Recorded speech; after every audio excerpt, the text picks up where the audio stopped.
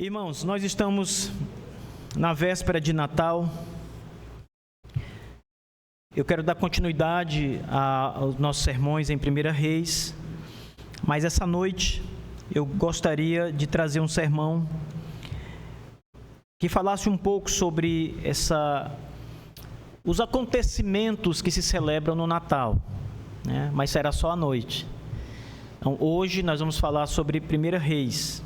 Então vamos para o capítulo 11, a partir do verso 41, do verso 41 ao verso 43.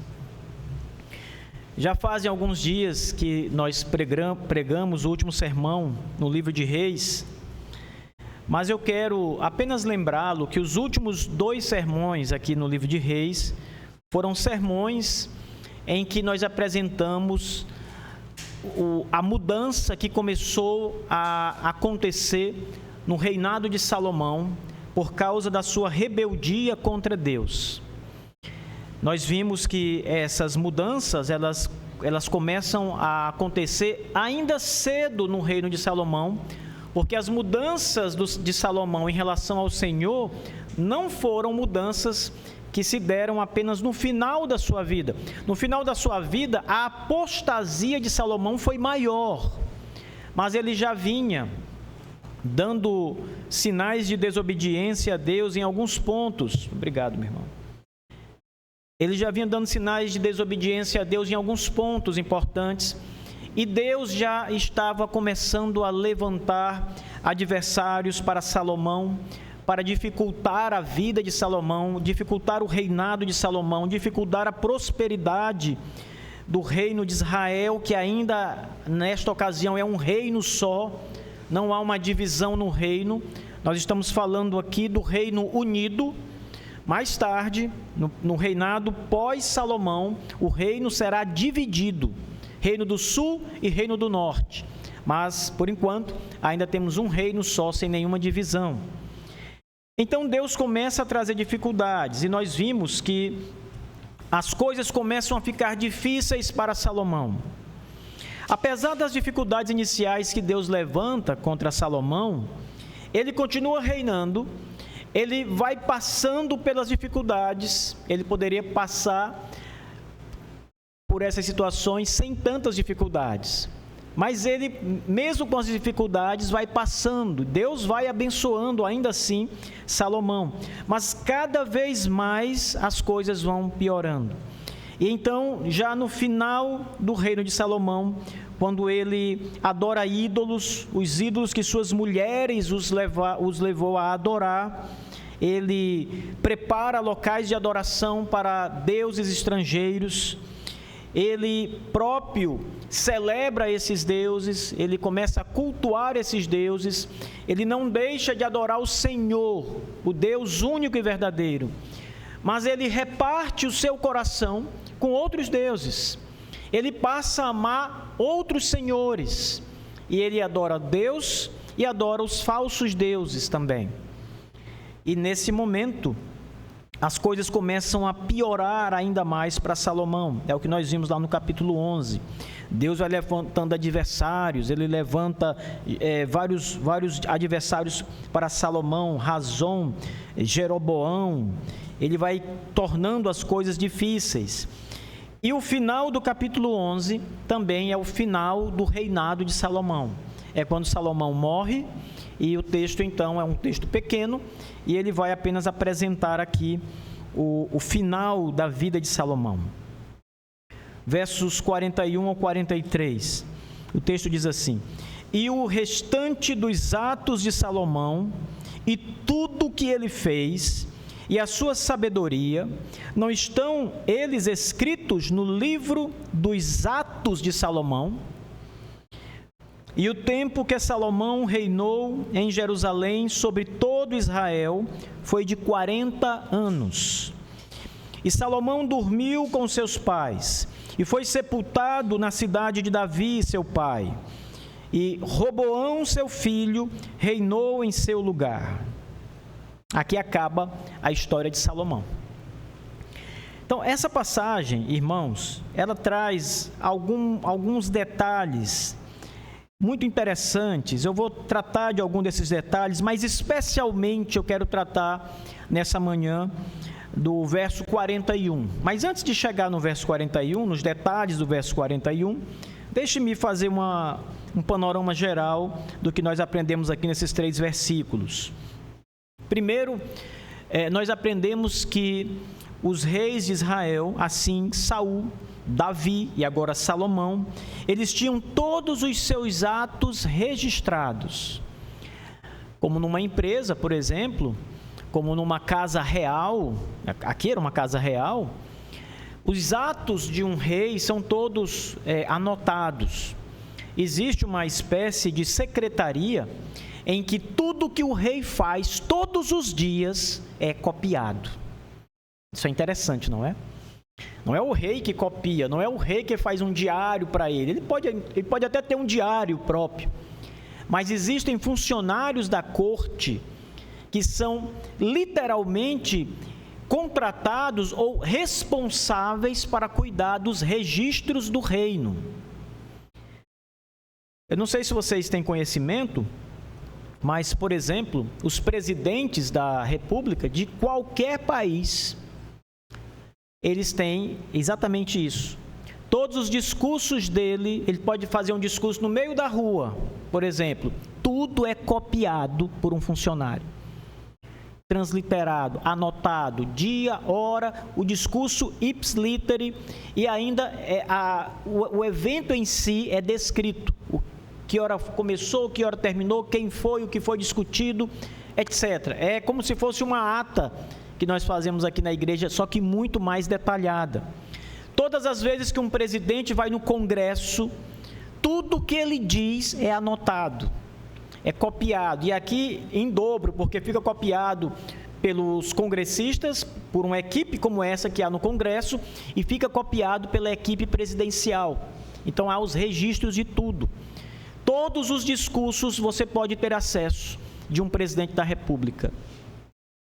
As suas viagens, os negócios que ele trata numa viagem. Vocês já viram, está muito na moda agora, eles colocarem várias dessas coisas em segredo. 70 anos, ninguém pode ter acesso a esses documentos. Quais são esses documentos? É isto. Os acordos que são feitos, tudo é anotado, tudo é preparado.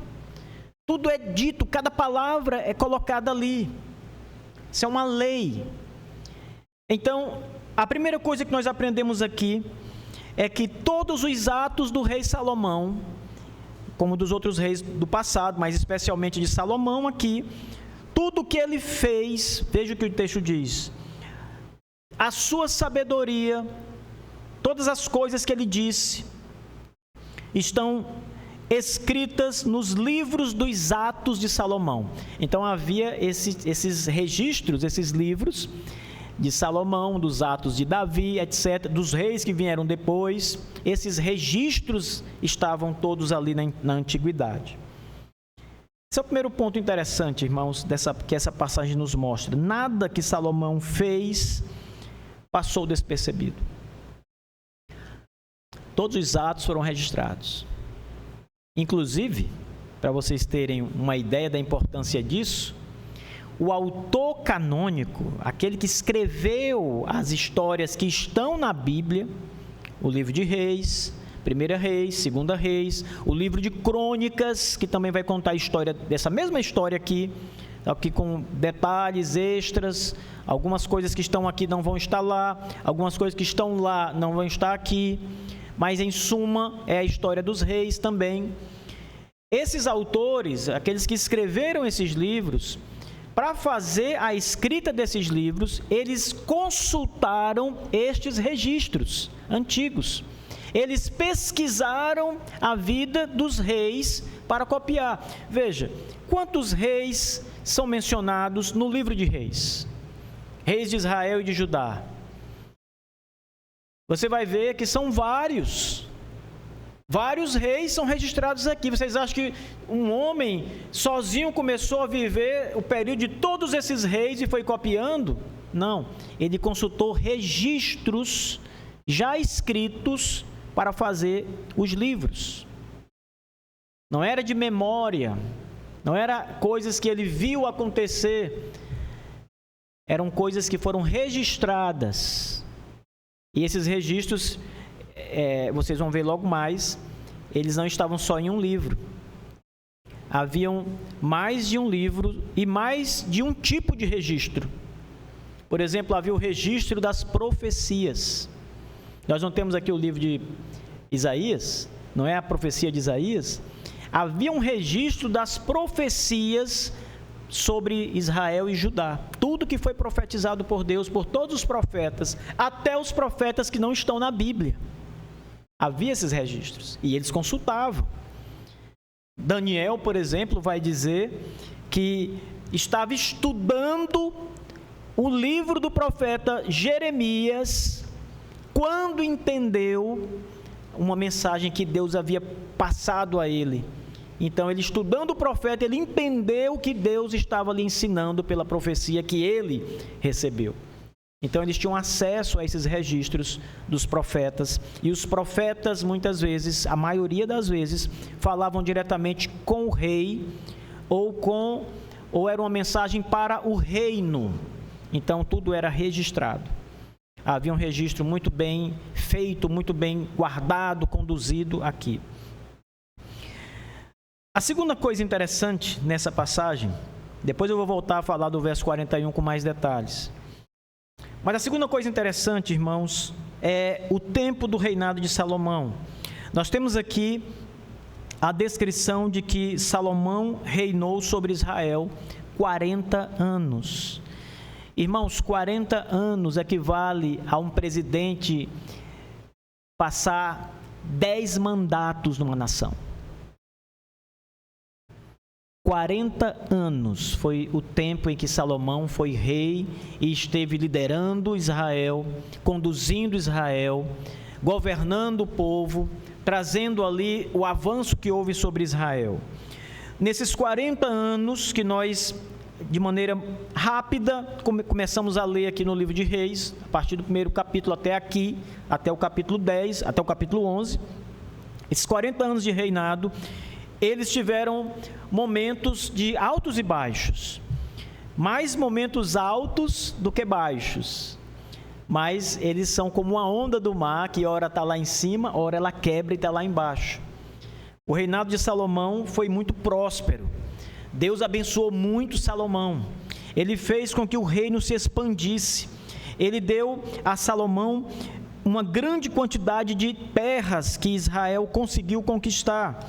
Ele, por meio do reinado de Salomão, fez grandes obras, construções, cidades, grandes monumentos. O próprio templo do Senhor foi construído pelo rei Salomão nos seus dias. Os palácios reais foram construídos nos dias de Salomão.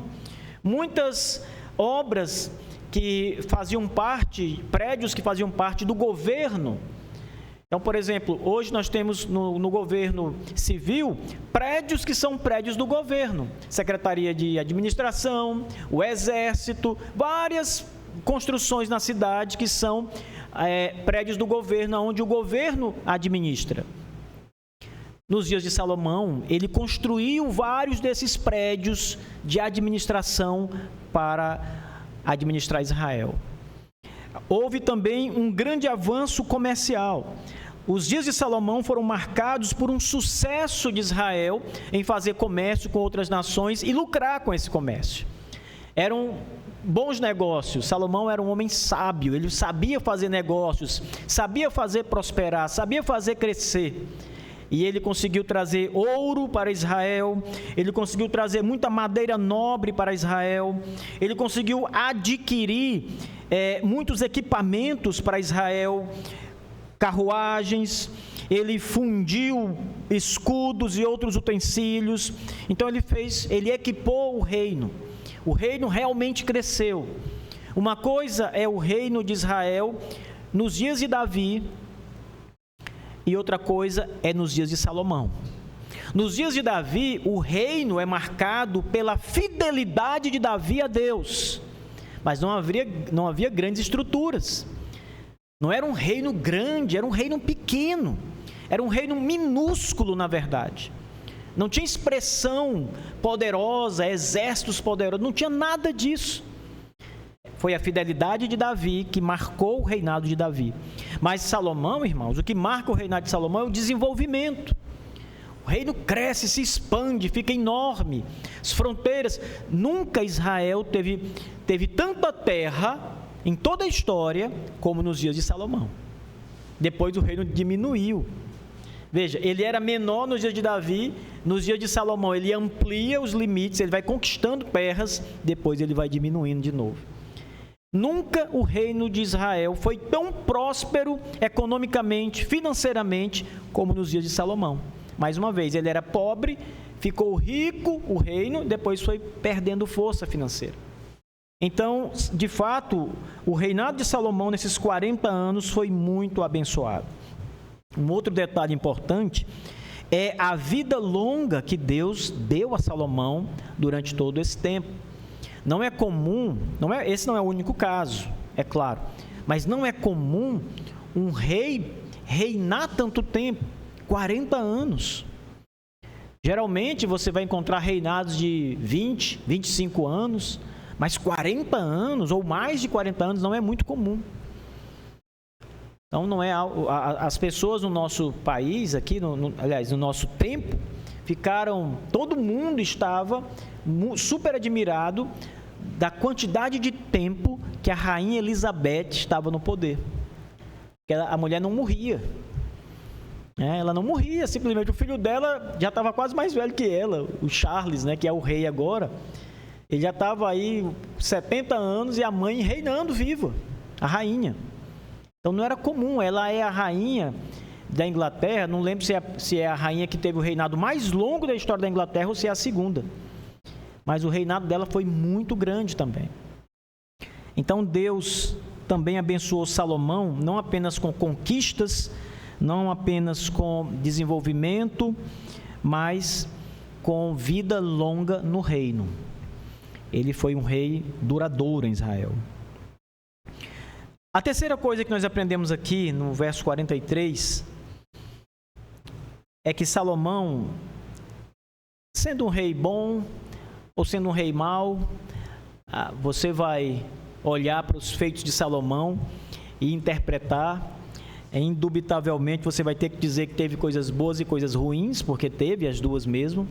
Mas mesmo se Salomão fosse o grande rei de Israel, ou mesmo se ele fosse o pior dos reis de Israel, há um fato que o verso 43 nos mostra, irmãos, que ele é verdadeiro para todos. Para todos os homens, todos morrem. E Salomão chega ao fim. Salomão dormiu com seus pais e foi sepultado na cidade de Davi, seu pai, e Roboão, seu filho, reinou em seu lugar. Então, o primeiro fato é que todos morrem, inclusive os reis morrem. Não há ninguém imortal, não há ninguém que dure para sempre. Todos vão chegar no seu último dia aqui na terra e vão ser sucedidos por outro. Todos morrem. Aqui também no verso 43, nós aprendemos sobre a honra que homens dignos de honra devem receber.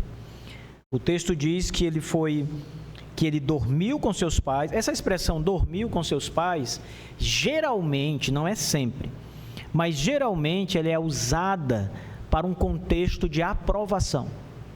Então, quando é dito que um rei dormiu com seus pais, veja, não é uma regra isso.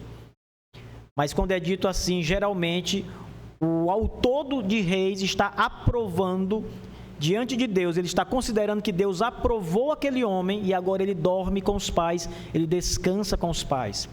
Uma outra linguagem que às vezes aparece é simplesmente dizer que tal pessoa morreu e foi sepultado. Essa linguagem já é uma linguagem que aponta desaprovação. Ele não está dormindo com os pais, ele está morto e foi sepultado. Então, alguns reis maus de Israel, essa linguagem é utilizada. Mas, como eu disse, não é uma regra. Você vai encontrar reis maus a linguagem dormir também. Mas veja, além de vermos que todos morrem, o texto também nos diz que Salomão foi honrado com as honrarias dignas de um rei. ele foi sepultado na cidade de Davi, isto é, na cidade em que o rei, seu pai, estava sepultado, e aquela passou então a ser o cemitério dos reis de Israel, ou de Judá, até então. O texto também diz que ele recebe as honrarias devidas, porque o sepultamento de um rei, irmãos, é diferente do sepultamento de uma outra pessoa.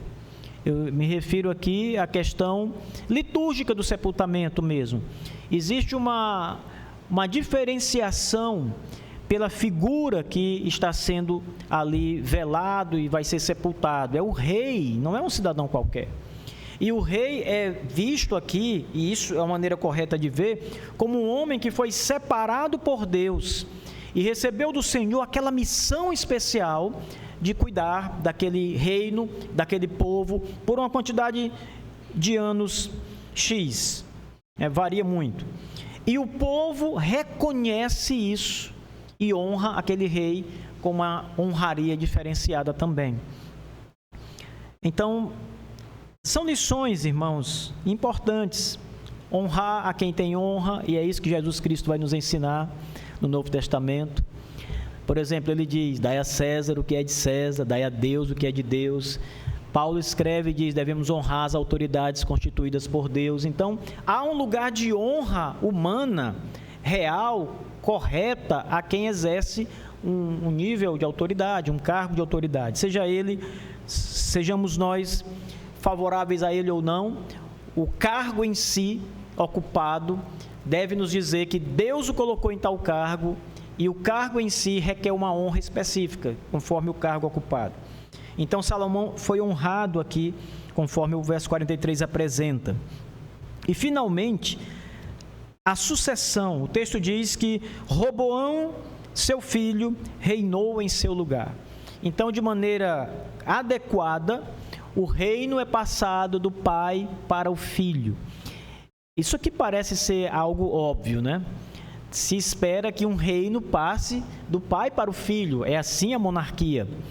Mas notem, Salomão quase não consegue o reino, porque o seu irmão queria tomar o reino de Salomão.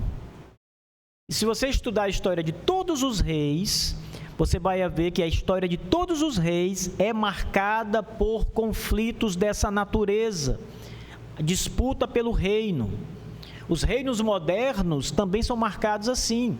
Veja a própria disputa que há na Inglaterra. Por exemplo, na Inglaterra, o rei Charles estava sendo aconselhado a renunciar o reino para que o filho dele reinasse, porque era um jovem ainda, né? E Charles já estava um homem velho, a imagem pública dele não é muito favorável, então ele foi aconselhado. Quem aconselhou ele a isso? Pessoas de um outro partido. Entendem? Então sempre há disputas, às vezes disputas que são sanguíneas, que geram morte, violência, e às vezes meramente políticas, conselhos, né, articulações políticas, etc. Mas sempre há disputas. Então, quando nós vemos algo assim acontecer, nós precisamos olhar para a mão de Deus abençoando e fazendo com que tal casa permaneça ali, tal família permaneça ali. No caso, o reino passa de Davi para Salomão e de Salomão para o seu filho. Então, a família real de Davi, conforme Deus havia dito, vai sucedendo ali, conforme Deus havia dito. E há uma bênção de Deus aqui, em fazer com que estas coisas aconteçam exatamente como estão acontecendo. Manter a ordem como elas estão acontecendo. Então, de maneira geral, essa parte final da história de Salomão, que encerra no capítulo 11, nos ensina essas coisas, essas lições. Mas agora eu quero voltar com vocês para o verso 41, meus irmãos, para falar um pouco mais sobre a importância desses registros. E aqui eu quero falar especialmente sobre a palavra de Deus. O maior de todos os registros é a palavra de Deus. Nós só temos esse registro aqui, do verso 41, porque este registro aqui é a palavra de Deus. O verso 41 é Bíblia, é inspirado, é a palavra de Deus. E a palavra de Deus, o maior de todos os registros, está nos dizendo que haviam outros registros, que é obviamente esperado. Abra sua Bíblia, sem desmarcar aqui o capítulo 11, final do capítulo 11, abra sua Bíblia em 2 Crônicas, capítulo 9. 2 Crônicas, capítulo 9. O livro de Crônicas, ele vai contar, como eu disse a vocês, a mesma história que está no livro de Reis, só que o cronista, o autor deste livro, não é o mesmo autor do livro de Reis. Então, o autor desse livro, ele escreve com a intenção de mostrar os feitos positivos e os negativos ele simplesmente passa por cima. Ele não tem a intenção de mostrar as falhas do rei, de mostrar os pontos negativos daquele reino. Ele vai mostrando mais as vitórias, as conquistas, os grandes feitos, os discursos importantes, etc. Então, é um registro que nós poderíamos dizer que foi feito para apresentar uma imagem positiva do rei. Só que o cronista, ele expande a sua narrativa em alguns detalhes, em algumas partes. E essa parte é uma das partes que ele vai expandir. Veja, 2 Crônicas, capítulo 9. Vamos ler o verso 29, onde fala sobre a morte de Salomão. Do verso 29 ao verso 31, você vai ver que é a mesma coisa que está no livro de Reis, no texto que nós lemos. Só que o verso 29, ele vai expandir o que está no verso 43. Veja. Ora, o restante dos atos de Salomão, os primeiros e os últimos, não estão escritos no livro do profeta Natã e na profecia de Aías, o silonita, e nas visões do vidente Ido contra Jeroboão, o filho de Nabate. E daqui para baixo, irmãos, a partir do verso 30, é a mesma coisa que está lá no outro livro de Reis. Mas veja, o verso 29 de Crônicas, outros registros nos são apresentados aqui. Lá em Reis, nós somos informados de que os atos de Salomão estão escritos no livro dos Atos de Salomão. É só isso. Havia um livro dos Atos de Salomão. Já em Crônicas, 3 registros diferentes nos são dados. Veja, os restantes dos Atos de Salomão, os primeiros e os últimos, não estão escritos no livro do profeta Natã. Então, Natã, que é um famoso profeta de Israel, tinha os registros das obras dos atos do rei Salomão. Ele havia escrito isso. Mas além dele, o texto diz ainda, e na profecia de Aías, esse é um outro profeta, ele aparece no texto bíblico, e é dito que este profeta, a sua profecia a respeito de Salomão, de tudo aquilo que Deus havia dito sobre Salomão, todos os registros estão guardados neste livro da profecia de Aías. E finalmente, é dito também que estes atos foram escritos conforme as visões do vidente Ido. Então, o vidente Ido, a palavra vidente aqui é a mesma palavra para profeta. Só que aqui é um homem que viu, Deus revelou, como ele revelou para João, uma visão do futuro. Aqui, Deus revelava a esse homem, esse vidente, e às vezes falava a esse vidente algo sobre o reino de Salomão. E tudo isso foi registrado, tudo isso era registro real. 3 profetas registraram o que Salomão havia feito. Natã, Aías e o vidente Ido. Tudo está aqui, registrado. Bem, nenhum desses livros existe mais. Nós não sabemos qual é esse livro do profeta Natã. Na Bíblia ele não aparece. Qual é o livro do profeta Natã? Não existe na Bíblia. Mas existia naqueles dias um livro do profeta Natã em que os atos de Salomão estavam todos registrados do primeiro ao último. Havia esse livro lá. Havia também um livro de Aías, em que a profecia dele a respeito de Salomão, que ele recebeu de Deus, estava toda registrada. Tudo que Deus havia dito sobre o profeta, sobre Salomão, estava lá. E ainda um outro livro desse vidente, Ido, que também estava lá registrado com tudo que ele havia recebido, todos os atos do rei. Irmãos, se esses livros fossem encontrados, esses livros provavelmente foram queimados. Quando o reino era invadido, né, a nação inimiga vinha, tocava fogo na cidade, tudo. Provavelmente estes livros de registro foram queimados em uma das invasões das muitas que Israel sofreu. Então, provavelmente jamais encontraremos esses livros aqui. Mas, supondo que esses livros fossem encontrados, de repente sai uma notícia em que os registros de Natã, o profeta, foram encontrados numa caverna assim, assim, assim. E agora, o que vamos fazer com esses registros? Vamos colocá-lo na Bíblia, nas novas impressões?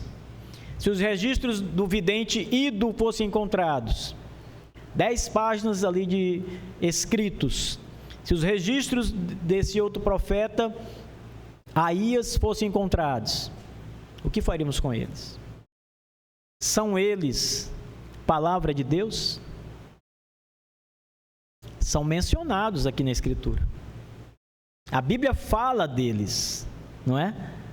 Na época eles existiam, mas não existem mais. São eles palavra de Deus? Então, eu quero tratar só 2 pontos aqui, irmãos. O primeiro é sobre a inspiração da Bíblia. E o segundo é sobre a preservação da Bíblia. Esses registros, de fato, existiram, mas eram meramente registros humanos, feitos por profetas, mas escritas institucionais. Mesmo as profecias que eles receberam, neste contexto de livro, elas eram apenas institucionais, eram para registrar para uma determinada casa o que Deus havia dito e feito sobre aquele reino. Então, significa dizer que eles não são palavra de Deus, não são inspirados por Deus. Aqueles homens não foram levantados naquela ocasião específica para produzir um material que servisse como palavra de Deus falando para nós outros. Mesmo os registros sendo 100% fidedignos, corretos, mesmo tendo sido escritos por profetas, mesmo sendo citados na palavra de Deus, na Escritura, eles não são inspirados, portanto, não são palavra de Deus. E mais um detalhe, eles nunca foram considerados palavra de Deus em época alguma. Os judeus, aqui, eles tinham a lista dos livros que eles consideravam canônicos, consideravam palavra de Deus. Antes da igreja no Novo Testamento surgir, já havia listas canônicas judaicas.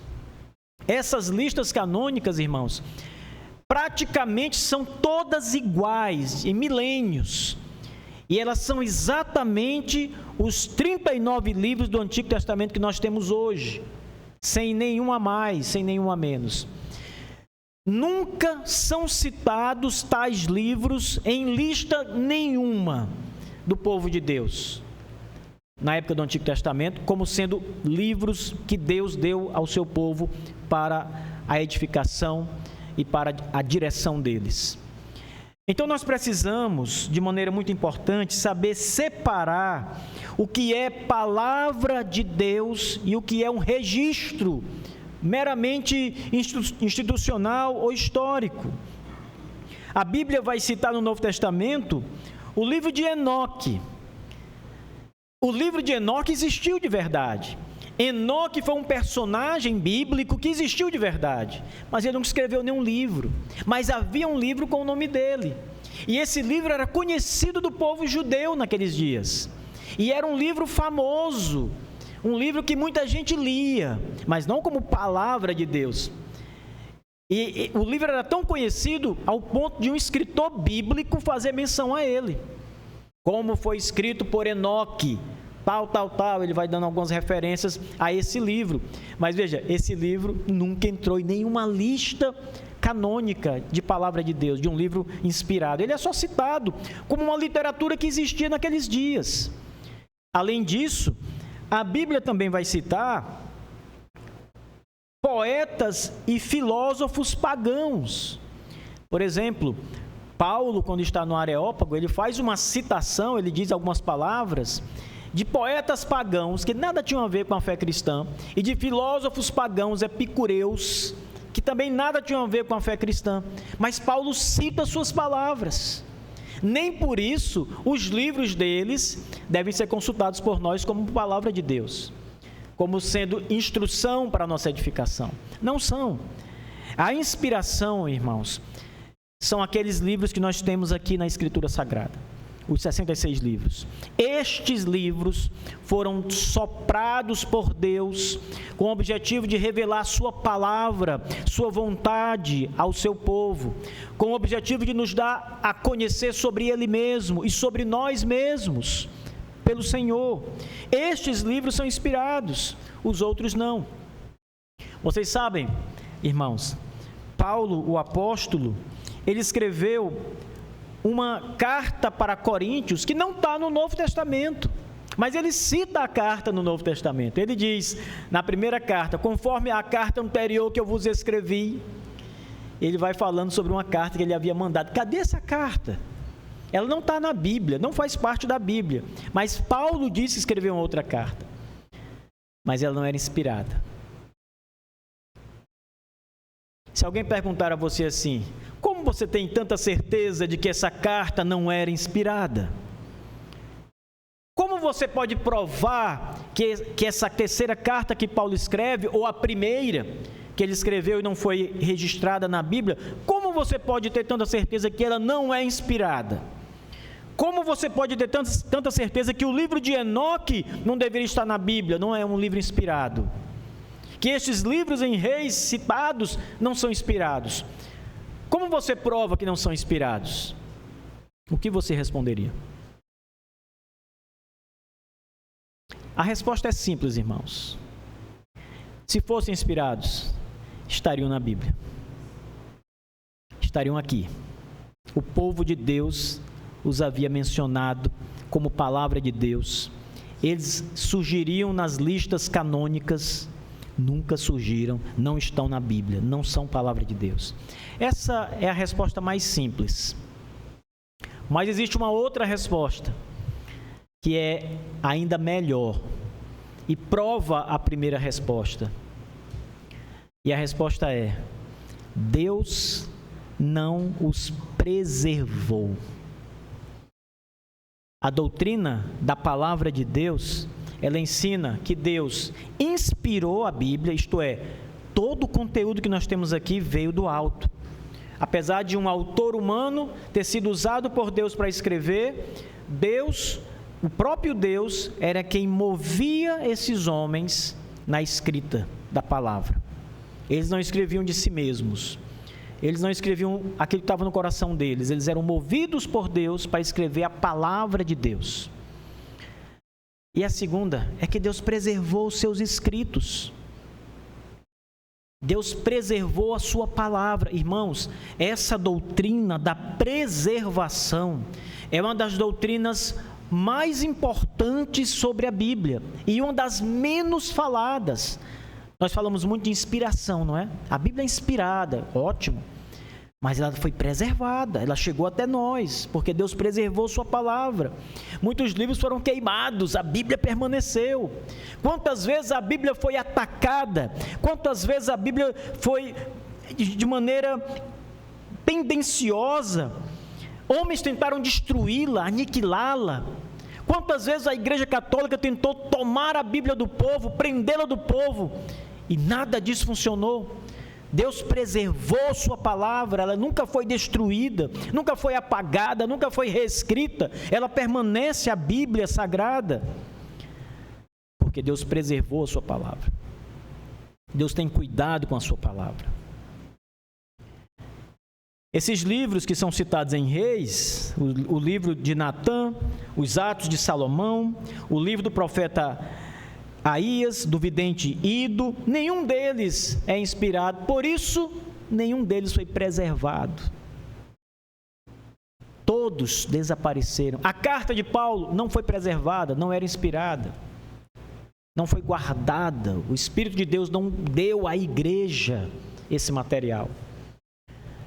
Essa é uma das grandes evidências, irmãos, de que aquilo que nós temos aqui, que há mais, vejam só, há mais de 2000 anos, só o Novo Testamento tem 2000 anos. O Antigo Testamento tem muito mais. Salomão viveu 1000 anos antes de Jesus e os atos dele já foram registrados. Então, só esses registros aqui e a preservação deles prova de que o que nós temos em nossas mãos é a palavra de Deus, inspirada e preservada pelo Senhor para nós. Muita coisa foi queimada, destruída, perdida para sempre, mas não a palavra de Deus. A palavra de Deus foi preservada, guardada. Nós temos ela diante de nós, igreja. O Senhor a preservou. Às vezes, irmãos, eu fico pensando no livro de Gênesis, que começa contando a história de Adão e Eva, da criação. A primeira vez que essa história foi contada foi por um ato de revelação divina. Por exemplo, Adão não viu o mundo sendo criado. Adão não sabe o que foi criado no primeiro dia, porque ele não viu, ele não existia no primeiro dia. Ele foi criado no 6º dia. Tudo que se passou até a criação de Adão, homem nenhum viu sendo feito.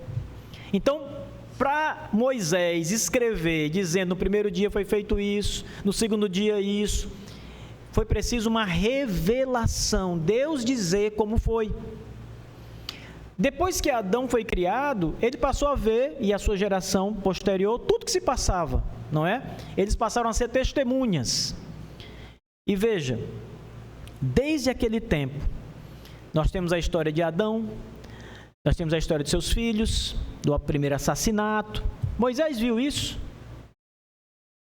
Não, Moisés está muitos, milhares e milhares de anos depois de Adão. Ele não viu nada, ele não viu o dilúvio. Ele não sabe nada sobre isso como testemunho ocular. Então, como ele escreveu sobre isso?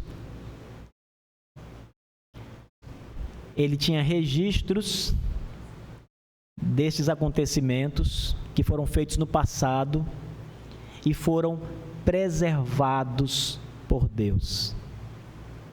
Preservados. O livro de Gênesis, ele é dividido em vários pedaços que são chamados de toledotes. Esse é um nome hebraico, que significa gerações ou histórias de família, para ser falando uma linguagem de hoje.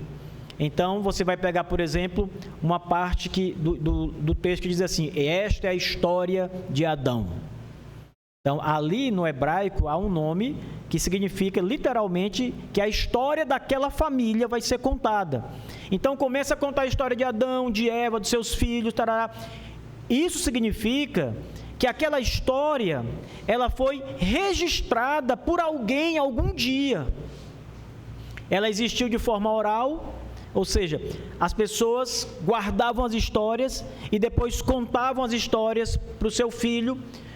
O seu filho guardava aquela história, depois contava a história para o seu outro filho, para o seu neto dele, até um dia em que a história foi escrita.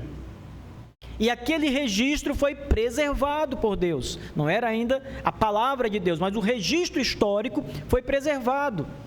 Até o dia em que esse registro chegou às mãos de Moisés. E Moisés escreve o livro de Gênesis, que é uma coletânea desses registros, vários toledotes de famílias, e também revelação direta do próprio Deus, e ali é a Bíblia. O livro de Gênesis é inspirado, aquele livro, não os registros, mas aquele livro que foi feito a partir daqueles registros e de revelação direta de Deus, é inspirado por Deus. Então, veja, A doutrina da preservação, ela é muito importante. Deus preservou sua palavra. Deus manteve as histórias fiéis, mesmo quando elas estavam apenas na oralidade. Quando era uma história que você às vezes lembra de uma história que você ouviu lá de um antepassado seu, né? De um avô, do seu pai, você lembra daquela história. Às vezes você lembra perfeitamente da história. Às vezes você esquece um detalhe ou outro. A preservação é Deus manter fiel na mente daquele povo antigo algumas dessas histórias que chegaram até nós, foram escritas depois e chegaram até nós. Louvemos ao nosso Deus, irmãos, pela sua palavra, pelo registro que Ele preservou intacto, fiel, e chegou até nós, e vai chegar nas gerações futuras. Louve a Deus pela inspiração da sua palavra, pelos atos registrados, até mesmo pelos documentos que foram preservados por Deus para que o autor inspirado os utilizasse para escrever a palavra de Deus, como o livro de Reis, o livro de Crônicas e tantos outros livros que citam livros que não são registros bíblicos. Louvem a Deus por isso, porque através desse cuidado do Senhor, através do poder do Senhor em manter esses registros existindo, Deus nos deu a sua palavra, a sua grande palavra. Então, que o nosso Deus nos abençoe e nos faça lembrar essa manhã, meus irmãos, da importância da inspiração da Bíblia e do registro, da preservação dela para nós. Chegou até nós. Amém. Vamos ficar de pé, igreja. Vamos orar, encerrando assim o culto nessa manhã.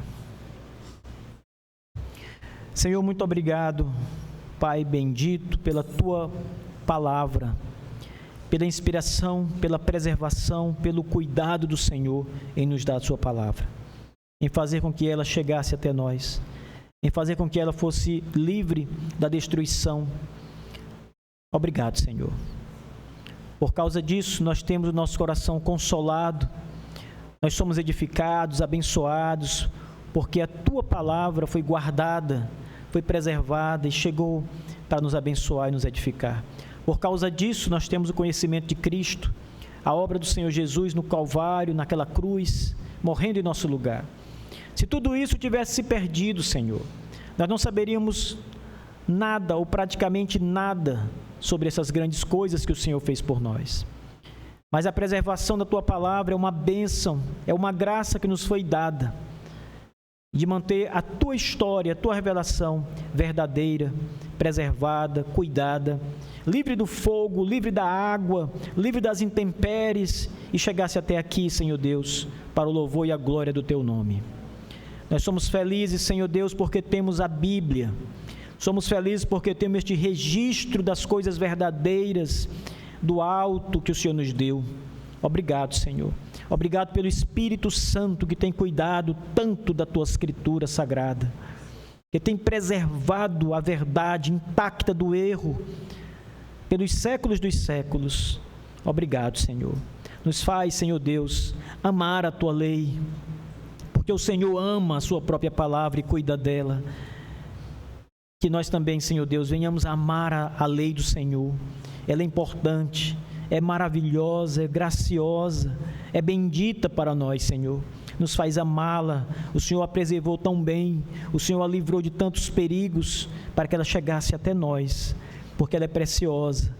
Então nos faz ver isso, nos faz amar, Senhor Deus, nos abençoa por meio dela. Em nome de Jesus Cristo, nosso Senhor. Amém.